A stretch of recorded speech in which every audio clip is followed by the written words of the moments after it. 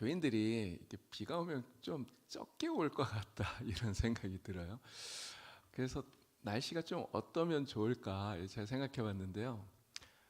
뭐 저녁은 좀 그래도 이게 주일 같은 날은 날씨가 너무 화창하고 너무 맑고 너무 좋으면 그것도 좀 그렇다. 왜냐하면 날씨 좋으면 놀러 가고 싶잖아요.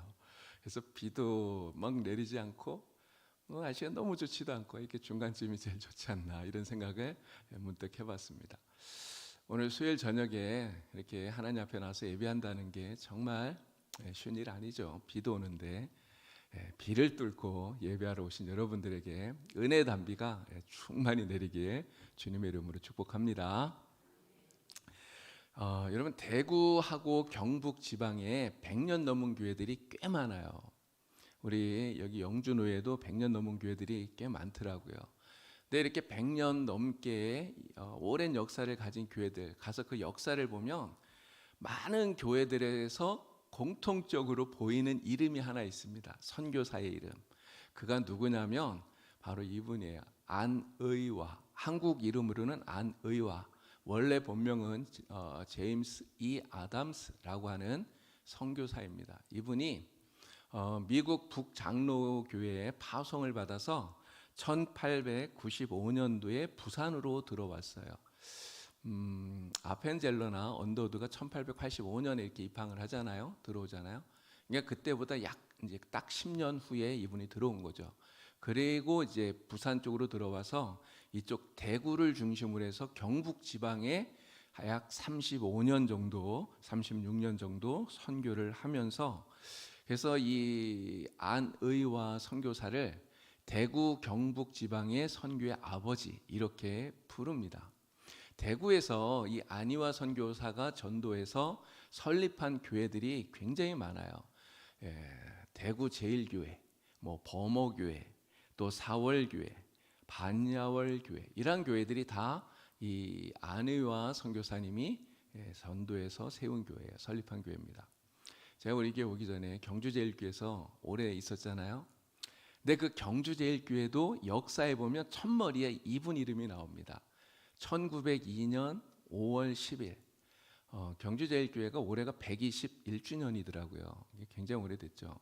근데 1902년 5월 10일 날 그날이 장날이었대요. 이 안희화 선교사님이 경주의 장날 전도하러 온 거예요. 그래서 거기서 장날 이렇게 사람들을 전도해서 교회가 만들어지게 되었는데 그게 바로 이 경주제일교회다 이렇게 되어 있더라고요. 제가 지난 주일 오후에 이 자천교회 이야기를 여러분들에게 좀 말씀을 드렸습니다. 권헌중 장로님 이분이 이 자천교회를 설립했다 그랬잖아요.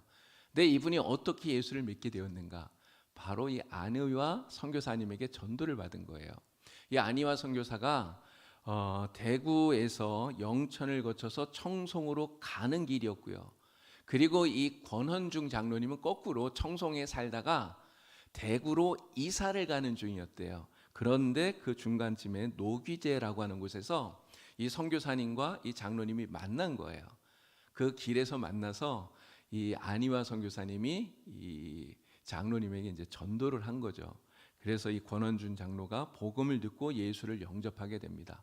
그래서 원래는 대구로 이사를 가려고 이사 가는 길이었대요. 그런데 이사 가는 것을 포기하고 이 자천이라고 하는 영천의 그 자천이라고 하는 곳에서 초가 삼간을 하나 사서 거기에서 기도소를 만들었다가 나중에 이제 자천교회를 설립하게 되었다라고 하는 거죠. 자, 여러분들은 어떻게 예수를 믿게 되었습니까? 여러분들은 누구의 전도를 받아서 예수를 믿으셨어요? 누군가가 나에게 전도해서 내가 예수를 믿게 된 거 아닙니까? 근데 아마 이런 분도 있을 것 같아요. 나는 모태신앙인데 나는 어머니 뱃속에서부터 예수를 믿었는데 분명히 이런 분들이 다 있습니다. 그러나 내가 모태신앙이라 할지라도 마찬가지예요. 우리 어머니에게 누군가가 전도한 거 아닙니까? 그래서 어머니가 예수를 믿었고 또 어머니의 그 믿음을 나에게 전수를 해 주셨기 때문에 내가 예수를 믿고 이렇게 살아가게 된다고 하는 것이죠. 그래서 전도자가 없으면 복음이 전파되어지질 않아요. 로마서에서 분명히 이야기하잖아요. 전하는 자가 없으면 어떻게 들을 수 있느냐. 누군가가 전하기 때문에 이 전도자가 있기 때문에 복음이 전해지고 그것을 듣는 거예요. 그래서 성경에서 이야기합니다. 복음을 전하는 자의 발길이 그 산을 넘는 그 발걸음이 얼마나 아름다우냐 이야기예요. 정말 복음을 전하는 이 발걸음이 너무너무 아름다운 거죠.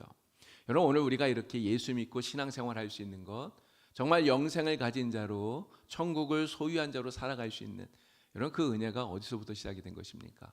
약 140년 전에 외국의 먼도우드, 아펜젤러 이런 선교사들이 복음을 들고 우리나라로 들어왔기 때문이에요. 우리나라 정말 복음이 없이 그렇게 살아가던 이 나라에 죽어가는 그 영혼들을 구원하기 위해서 이 선교사님들이 복음을 들고 전도자로 왔기 때문인 거죠. 여러분, 그들이 이렇게 복음을 들고 우리에게 와서 전해 주었기에 오늘 우리는 복음의 빚진 자가 된 것입니다. 우리는 복음의 빚을 진 거예요. 우리는 그 선교사님들에게 정말 감사해야 됩니다. 늘 감사해야 돼요. 그리고 또 무엇을 해야 될까요? 우리도 그분들처럼 정말 복음을 전하는 그러한 주님의 종들이 다 되어야 될 줄로 믿습니다. 그래서 선교의 사명을 감당하는 성도, 또 선교를 감당하는 우리 봉산 교회가 될 수 있기를 주님의 이름으로 축원합니다. 자, 철로 역정의 이 주인공인 순례자 역시 마찬가지예요. 자, 우리가 지난 시간에 하나님의 말씀을 통해서 이 순례자가 내가 죄인이구나 하는 것을 깨달았다고 말씀을 드렸어요. 내가 죄인이라는 것을 깨닫는 순간 내 등에 어마어마한 죄짐이 있다는 것을 깨닫게 된 거예요. 이 죄짐의 무게가 느껴지기 시작을 했다는 거죠.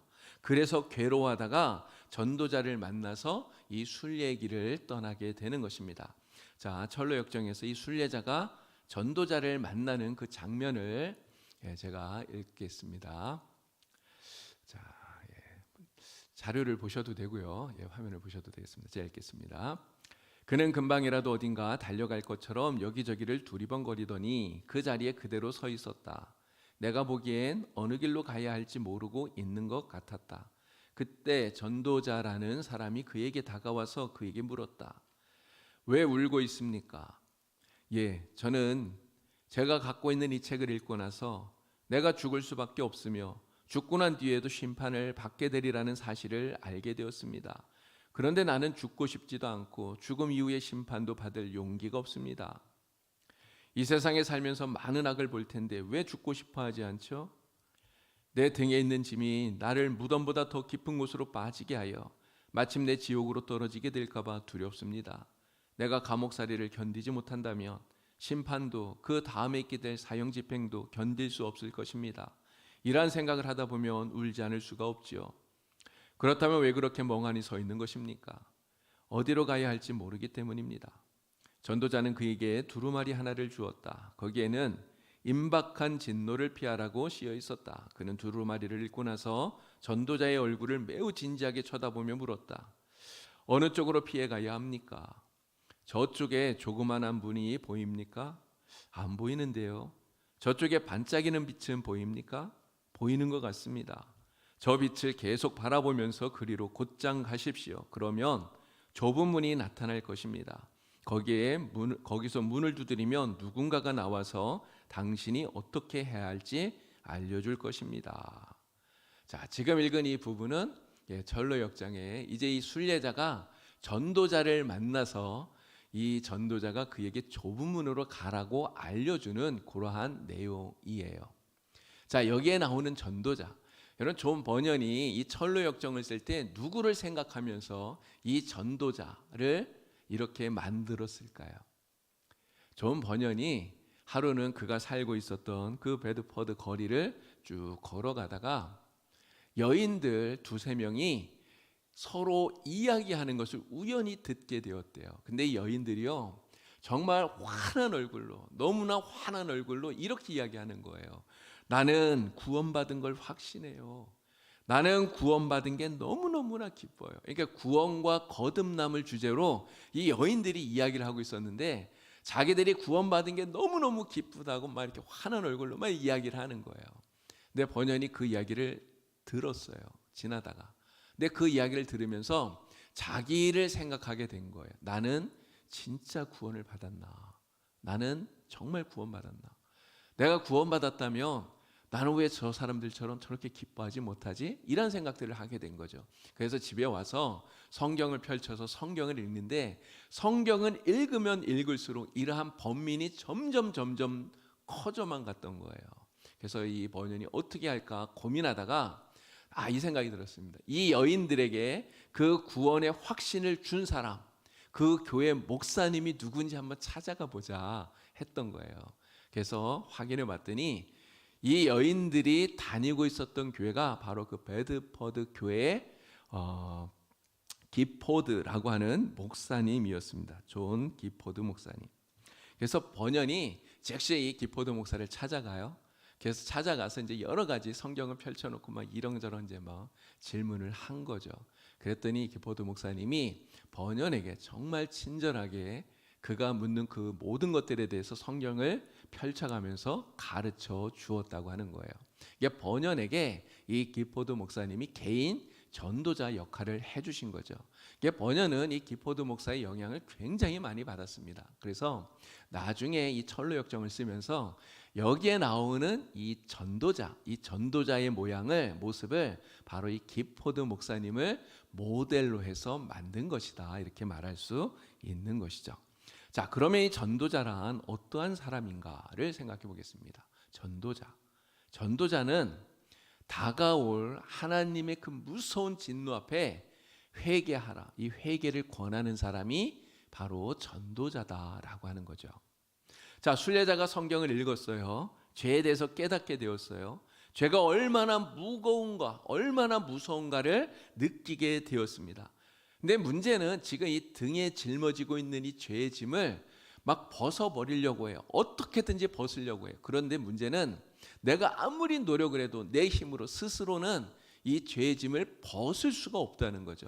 벗을 수 없을 뿐만 아니라 이 죄의 짐이 점점 무겁게만 느껴지는 거예요. 근데 성경은 분명히 이야기하죠. 지금 등에 짊어지고 있는 이 죄의 짐 때문에 결국은 하나님의 진노의 심판을 받게 될 것이다.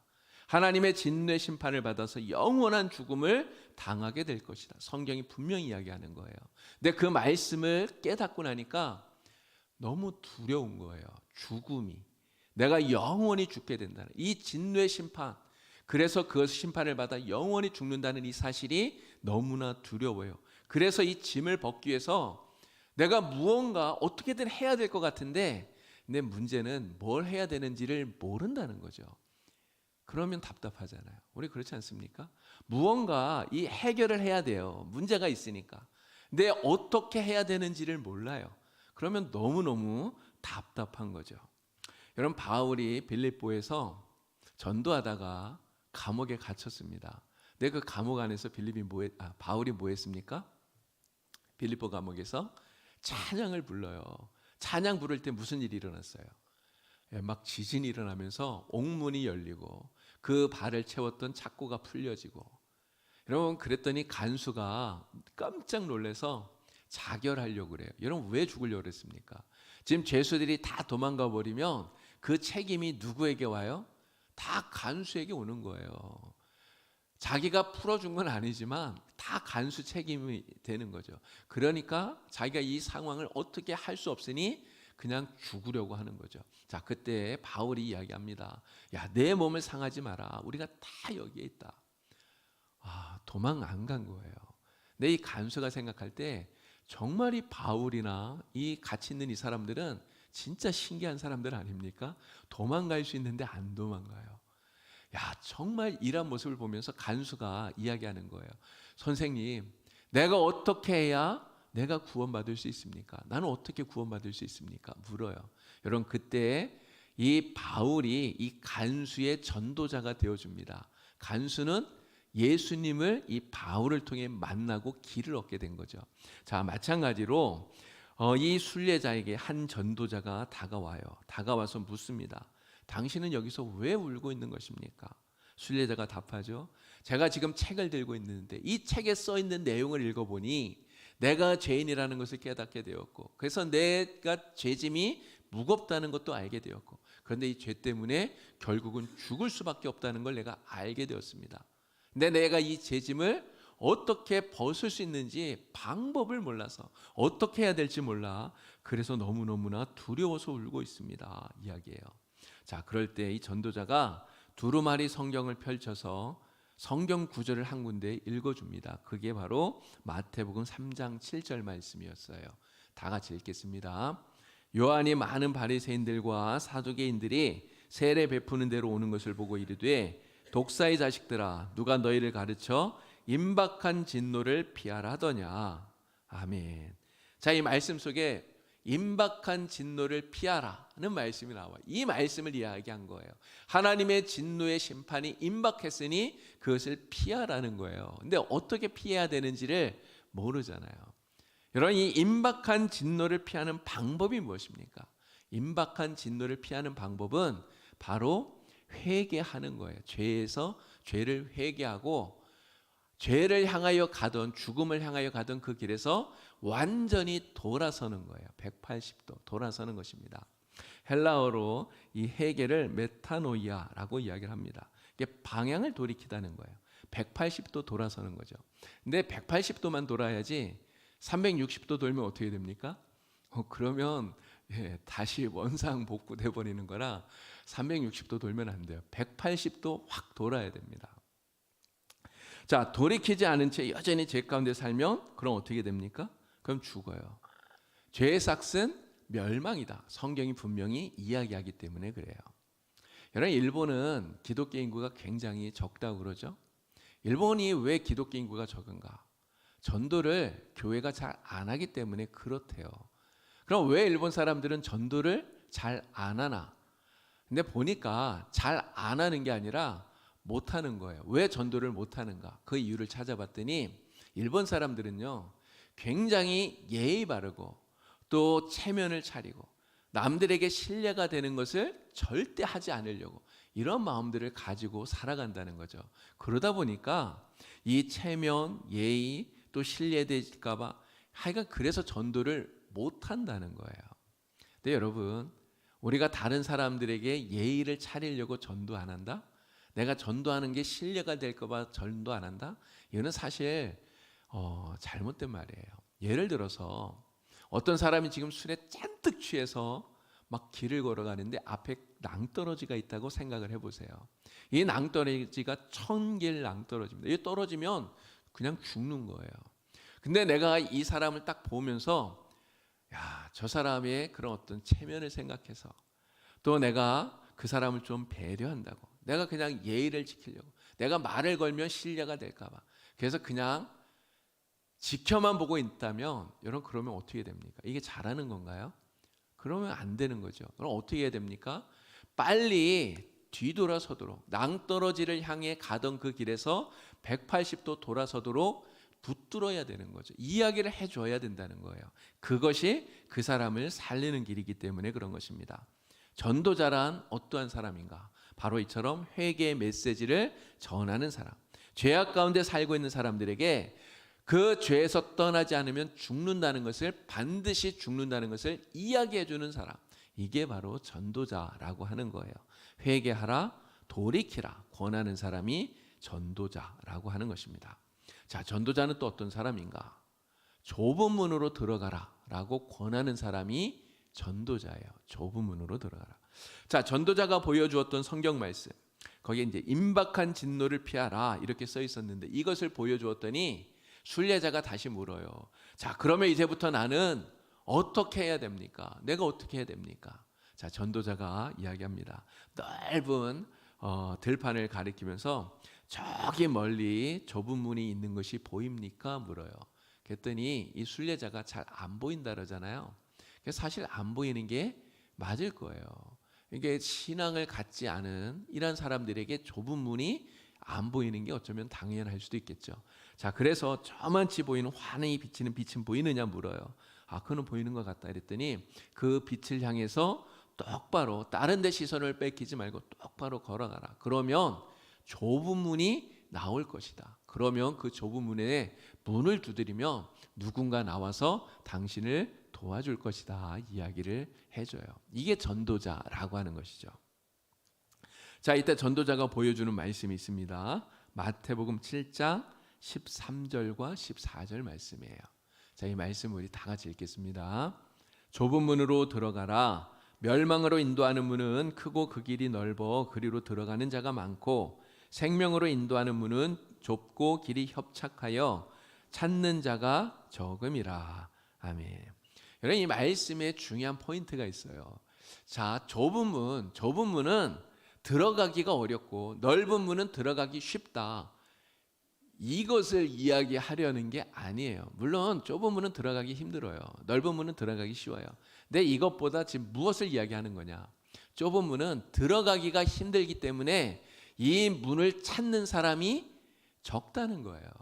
근데 넓은 문은 들어가기가 너무 쉬우니까 이 문을 찾는 사람은 많다는 거죠. 여러분, 많은 사람이 많은 문을 찾는다라고 하는 이 의미가 무엇입니까? 많은 사람들이 선택하고 있다는 거예요. 자, 근데 우리는 잘 생각해야 됩니다. 많은 사람들이 선택하고 많은 사람들이 찾는다고 해서 그게 꼭 진리인가? 그럴까요? 그렇지 않다는 거예요. 물론 그럴 수도 있습니다. 많은 사람들이 찾고 많은 사람들이 선택하는 것이 진리일 수 있어요. 그러나 반드시 많은 사람이 찾는다고 해서 꼭 진리라고 말할 수는 없는 거예요. 그런데 특별히 이 좁은 문, 넓은 문, 생명의 길을 걸어가게 하는 이 좁은 문에 있어서는 많은 사람들이 찾지 않는, 정말 그 길을 찾는 사람이 적지만 이 좁은 문으로 들어가는 것이 이게 진리다라고 하는 것을 성경이 우리에게 가르쳐 주고 있는 것입니다. 자, 그런데요, 내가 이 좁은 문, 진리의 길을 선택하면 사람들이 옆에서 박수 치느냐? 박수 칠까요? 믿는 사람들은 박수 치죠. 잘했다고. 우리는 박수 치지만 안 믿는 다른 사람들은 그렇지 않다는 거예요. 특히 나와 가까운 사람들, 친척, 가족, 친지들, 친구들, 이런 사람들은 오히려 비난하고 조롱하고 그렇게 합니다. 여러분, 이 순례자가 좁은 문을 가기 위해서 집을 떠나요. 여러분, 그렇게 할 때 이 철로역정에 보면 순례자의 아내와 자녀들이 어떻게 하는지 아십니까? 뒤에서 막 울면서 막 소리 질러요. 빨리 돌아오라고. 왜 거기를 가느냐고. 왜 잘못된 선택을 하느냐고 이야기를 한단 말이에요. 내 아내와 자녀들만 그러는 게 아닙니다. 그 마을 사람들도 다 막 비웃어요. 욕을 해요. 어리석다고요. 자, 그러나 순례자는 그들이 하는 그 이야기 막 들려오지만 그 비난의 소리가 들려오는데 순례자는 어떻게 하느냐? 귀를 탁 막고요. 그리고 영생, 영생, 생명 막 외치면서 이 전도자가 알려준 좁은 문을 향해서 뛰어간다고 하는 거죠. 여러분, 왜 많은 사람들이 좁은 문으로, 좁은 길로 들어가는 것을 싫어할까요? 좁은 문으로 들어가기를 싫어하는 이유는 이 좁은 문으로 들어가는 그 삶의 방식, 이 좁은 문으로 살아가는 그 사고, 이런 모든 것들이 지금 우리가 살아오던 우리 이 세상에서의 삶과 완전히 다르기 때문에 그런 거예요. 여러분, 좁은 문으로 들어가서 좁은 길로 걸어간다고 하는 것은 세상에서의 삶과 달라요. 세상을 거스르는 것입니다. 그러다 보니까 좁은 문으로 들어가서 천성을 향해 걸어가는 이 길은 사실은 외로운 길이에요. 고독의 길이다, 이렇게 말할 수 있습니다. 우리가 이 천성으로 가는 이 길을 가시밭길이라고 말하잖아요. 힘들고 외롭고 고독한 길일 수 있다는 거죠. 그러나 아무리 그렇더라도 우리는 어떻게 해야 됩니까? 좁은 문으로 들어가야 되고요. 그리고 좁은 문을 통해서 천성으로 나 있는 좁은 길을 걸어가야 된다는 거예요. 전도자는 어떤 사람인가? 바로 이 좁은 문으로 들어가라고 권하는 사람이에요. 왜 그렇게 합니까? 그 길에 생명이 있고 또 영생이 있기 때문에 그런 것입니다. 자, 하나님의 아들이신 예수님이 바로 이러한 전도자의 사명을 갖고 세상에 오셨어요. 자, 누가복음 10장 10절 예수님이 하신 말씀입니다. 다 같이 읽겠습니다. 인자가 온 것은 잃어버린 자를 찾아 구원하려 함이니라. 아멘. 왜 예수님이 세상에 오셨다고요? 누구를 찾아서? 잃어버린 자. 그들이 이 좁은 문을 통해 하나님께 갈 수 있도록 그 좁은 문으로 들어가게 하시려고 예수님이 세상에 오신 거예요. 바로 전도자로 오셨다는 거죠. 자, 그래서 복음을 선포하셔요. 자, 그런데 예수님 복음 선포하는 모습을 보면 때때로 많은 사람들 앞에서 공개적으로 복음을 선포하십니다. 뭐 산상수훈 같은 거, 이런 것들 정말 이렇게 수많은 수천 명 사람들 앞에서 복음을 전하시죠. 근데 항상 그렇게 하신 것이 아니라 때로는 1대1로 한 사람을 만나서 복음을 전하시는 때가 있어요. 자, 요한복음 3장 또 요한복음 4장이 바로 그러한 예라고 말할 수 있습니다. 요한복음 3장에서 예수님 누구에게 복음을 전하셨습니까? 니고데모에게. 4장에서는 누구에게 복음을 전하죠? 사마리아 성에 살던 한 여인에게 복음을 전해요. 자, 그런데 이 니고데모와 사마리아 여인에게 복음을 전하시는 예수님을 보면 예수님이 세상에서 전도자로서 어떻게 이 사명을 감당하셨는가를 우리가 잘 알 수 있습니다. 자, 예수님은요 어떻게 전도자로서의 사명을 감당하셨는가? 자, 니고데모는 어떤 사람입니까? 니고데모는 힘이 있는 사람이에요. 공회의 회원이라고 말하잖아요. 당시 그 사내들인이라고 하는 의회 회원, 뭐 지금 우리나라로 말하면 국회의원 이렇게 말해도 되겠죠. 근데 힘이 있는 사람, 유력한 사람, 다른 사람들의 많은 존경과 또 칭찬받는 사람이에요. 자, 그런데 이 사마리아 여인은 어떤 사람입니까? 전혀 달라요. 여러분, 사마리아 여인의 이름이 뭐죠? 아십니까? 몰라요. 이름도 나와 있지 않아요. 그러니까 이름도 기록되어 있지 않을 정도로 이름 없는 여인. 또 이 여인은 사람들과 만나는 거 싫어해요. 왜 그런지 아시죠? 손가락질을 받으니까. 사람들이 막 손가락질하니까요. 그래서 사람들에게 지탄받는 부도덕한 삶을 살았던 사람이에요. 그러니까 힘이 없는 정말 무력한 사람이에요. 자, 그런데 예수님은요, 힘이 있는 사람이나 아니면 힘이 없는 사람이나 누구나 가리지 않고 예수님은 다 만나서 그들에게 복음을 전하셨다라고 하는 거예요. 자, 예수님은 또 어떻게 복음을 전하셨는가? 니고데모는요, 예수님을 언제 찾아왔습니까? 한밤중에. 이게 사람들이 볼까봐, 이게 사람들의 눈을 의식했기 때문에. 그래서 사람들이 보지 않는, 이게 눈에 띄지 않는 한밤중에 예수님을 만나러 왔어요. 자, 그런데 이 사마리아 여인은 예수님을 언제 만났습니까? 대낮에 만났어요. 이게 해가 중천에 떠 있는 한낮에 예수님을 만나요. 그래서 니고데모는 밤에, 여인은 한낮에. 예수님은요 정말 낮이나 밤이나 시간을 가리지 않았어요. 저 같으면 진짜 이게 한밤중에 뭐 밤 10시 요쯤 목사님 시간 있으세요? 이렇게 하면 저는 뭐라고 대답할 것 같습니까? 내일 만나요. 이럴 것 같아요, 저는. 근데 예수님은 정말 한밤중이라도 만나 주셨다는 거죠. 낮이나 밤이나 시간을 가리지 않고 시간을 초월해서 이 길 잃은 영혼을 만나시고 복음을 전해 주셨다는 거예요. 자, 예수님은 또 어떻게 복음을 전하셨는가? 여러분, 니고데모는 어떻게 보면 준비된 영혼이에요. 니고데모는 예수님을 만나려고 하는 의도를 가지고 예수님을 찾아왔습니다. 먼저 찾아온 거예요. 자, 그런데 사마리아 여인은요, 준비되지 않은 영혼이라고 말할 수 있습니다. 이 여인은 예수님을 만나러 거기 간 거 아니에요. 그죠? 예수님이 있는 줄도 모르고 갔어요. 그런데 먼저 예수님이 그 우물가에 오셔서 거기에 앉아서 어떻게 보면 이 여인을 기다리고 계셨던 거예요. 예수님은 이렇게 준비된 영혼이나 준비되지 않은 영혼이나 누구든지 만나서 예수님은 복음을 전해 주셨다는 거죠. 자, 이 세 가지 사실에서 우리가 알 수 있는, 어떻게 예수님은 어떻게 복음을 전하셨는가? 누구에게나, 그죠? 언제든지 누구에게나 예수님은 복음을 전하는 이 전도자의 사명을 감당하셨다는 것입니다. 자, 그리고 또 하나 알 수 있는 게 있는데요. 자, 니고데모와 나누는 대화의 주제를 보면 거듭남, 이 중생에 대해서 이야기를 합니다. 니고데모가 중생에 대해서 물었거든요. 자, 그런데 이 사마리아 여인과 나누는 대화의 주제를 보면 목마르지 않는 영원한 샘물에 대한 이야기를 해요.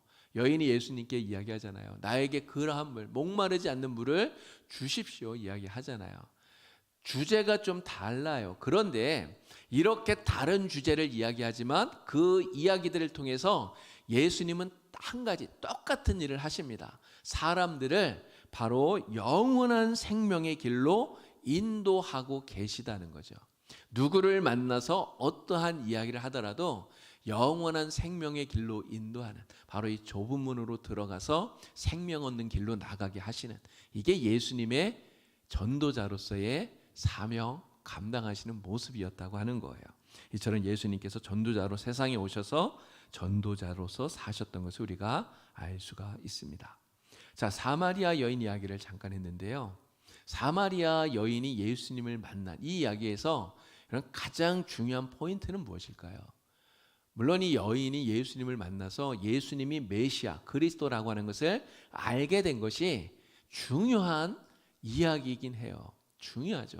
근데 이야기가 거기서 딱 끝나는 게 아니라는 거예요. 그 다음 이야기가 정말 중요해요. 자, 말씀을 한 구절 읽습니다. 요한복음 4장 28절부터 30절까지. 자, 큰 소리를 읽겠습니다. 여자가 물동이를 버려두고 동네로 들어가서 사람들에게 이르되 내가 행한 모든 일을 내게 말한 사람을 와서 보라. 이는 그리스도가 아니냐 하니 그들이 동네에서 나와 예수께로 오더라. 아멘. 여러분, 지금 무슨 일이 일어난 겁니까? 지금 이 여인이 왜 여기에 나왔던 거죠? 그 우물가에 물 들어온 거잖아요. 물을 들어왔어요. 그러면 이 여인에게 있어서 지금 가장 중요한 게 지금 무엇입니까?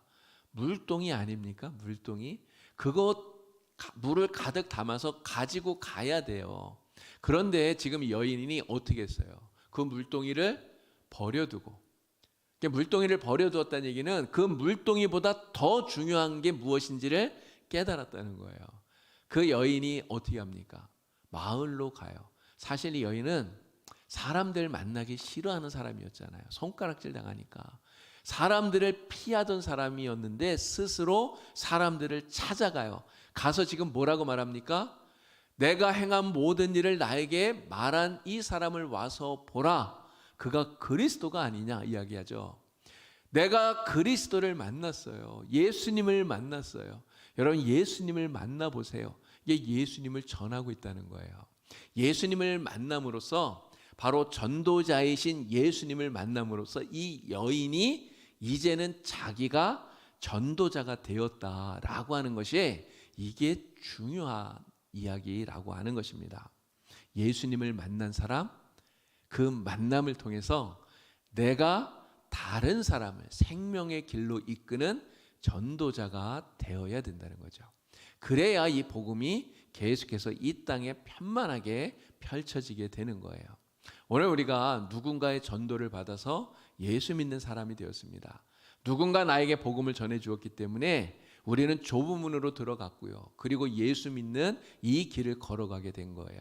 근데 내가 이렇게 복음을 전해 들었는데 거기에서 딱 끝나버리면, 내가 전도자가 되지 않으면 그럼 어떻게 됩니까? 그러면 복음이 더 이상 나를 통해서는 전해지지 않는 거죠. 여러분, 우리 주변에 정말 이 좁은 문으로 들어와야 되는 사람들이 너무너무 많아요. 특히 우리의 가족들 중에도 있고요, 친구들 중에도 있고요, 이웃들 중에도 있습니다. 여전히 죄악 가운데 빠져서 죽어가고 있는 그런 사람들이 있어요. 근데 우리는 분명히 알잖아요. 그 가운데 그냥 있으면, 정말 예수님 알지 못하는데 그 죄악 가운데 그냥 그대로 여전히 살고 있으면 결국은 그것 때문에 죽는다는 것을 우리는 알고 있잖아요. 낭떠러지를 향해서 걸어가고 있는데 그냥 내버려 두면 결국은 떨어져서 죽는다는 것을 우리가 알고 있잖아요. 근데 아는데, 알면서도 그냥 말하지 않고 가만히 있는다면, 그럼 어떻게 됩니까? 결국 그 사람이 죽는다면 그 죽음의 책임이 나에게는 없다고 말할 수 있을까요? 그렇지 않은 것이죠. 하나님께서 에스겔에게 파수꾼의 사명을 주셨습니다. 자, 에스겔서 3장 17절부터 19절까지. 자, 말씀이 좀 길긴 하지만 우리 같이 말씀 다 읽어보겠습니다. 인자야, 내가 너를 이스라엘 족속의 파수꾼으로 세웠으니 너는 내 입의 말을 듣고 나를 대신하여 그들을 깨우치라. 가령 내가 악인에게 말하기를 너는 꼭 죽으리라 할 때에 내가 깨우치지 아니하거나 말로 악인에게 일러서 그의 악한 길을 떠나 생명을 구원하게 하지 아니하면 그 악인은 그의 죄악 중에서 죽으려니와 내가 그의 핏값을 내 손에서 찾을 것이고 내가 악인을 깨우치되 그가 그의 악한 마음과 악한 행위에서 돌이키지 아니하면 그는 그의 죄악 중에서 죽으려니와 너는 내 생명을 보존하리라. 아멘. 파수꾼의 사명이 바로 전도자의 사명과 똑같은 것입니다. 그런데 이 파수꾼의 사명 속에서 하나님이 우리에게 하시는 말씀이 뭐예요? 이 사명을 감당하지 않아서 지금 내 옆에 죽어가는 사람이 있는데 내가 그에게 좁은 길로 좁은 문으로 들어가라고 말하지 않아서 그래서 그가 그냥 망한다면 죽는다면 우리에게도 책임을 물으신다는 거예요. 이게 너무너무나 사실 두려운 말씀인 것입니다. 이런 철로역정의 이 책에서 이 전도자는요 순례자에게 먼저 찾아가요. 지금 순례자가 죄를 깨닫고 그 죄의 짐을 느끼고 막 울고 있는데 그런데 이 전도자가 그를 먼저 찾아가서 그를 만나주고 먼저 말을 거는 거예요. 당신 왜 울고 있습니까? 이렇게 묻잖아요. 우리 전도자는 그렇게 해야 된다는 거죠. 전도자는 지금 내 옆에 죽어가는 사람이 있다면 먼저 그에게 다가가서 그에게 말을 걸고 관심을 보여주고 그리고 복음을 전해주는 이게 전도자의 모습이라고 하는 것을 오늘 우리에게 가르쳐주고 있는 것입니다. 그래서 저와 여러분이 정말 이러한 좋은 전도자가 되어라. 우리 주님께서 오늘 이 말씀을 통해 우리에게 이야기하고 계시는 거죠. 사마리아 여인이 정말 예수님을 통해서 복음을 듣고 그래서 자기가 전도자가 되었던 것처럼 오늘은 우리가 그러한 전도자가 되기를 우리 주님의 이름으로 간절히 축원합니다. 저와 여러분들이 좋은 전도자가 되어서 정말 우리의 친구들, 우리의 가족들, 우리의 이웃들 모두가 다 좁은 문으로 들어가 영생의 길을 걷게 되는 그러한 은혜를 누리게 되길 우리 주님의 이름으로 간절히 축원합니다. 기도하겠습니다. 하나님 아버지, 오늘 우리가 좋은 전도자가 되기를 원합니다. 정말 우리도 누군가의 전도를 받아서 예수님을 알고 또 주님의 주시는 영생을 누리게 되었는데 하나님 오늘 우리가 이처럼 죽어가고 있는 사람들 긍휼히 여기고 불쌍히 여기면서 저들에게 전도자가 되어 좁은 문으로 나아가도록 정말 주님이 주시는 영생의 길을 걸어갈 수 있도록 잘 권할 수 있는 좋은 전도자가 되게 하여 주시옵소서. 그래서 오늘 우리들을 통해 많은 사람들이 예수님을 알고 영생을 얻는 복된 은혜가 있게 주님 인도하여 주시옵소서. 예수님의 이름으로 기도드리옵나이다.